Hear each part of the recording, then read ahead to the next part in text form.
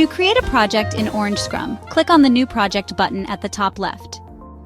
Then, fill in the project details. Start by entering the project name, selecting the priority, and adding a brief description.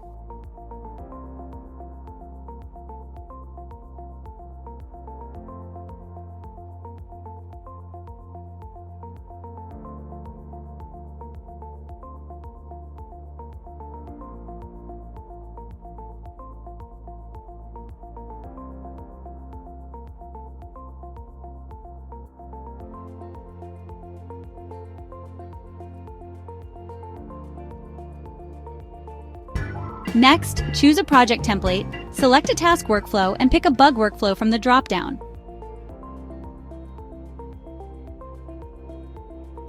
Enter the estimated hours, set the start and end dates, and assign a project manager from the drop-down.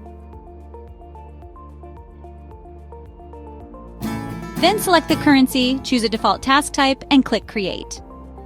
On the next page, assign users to the project and click Save.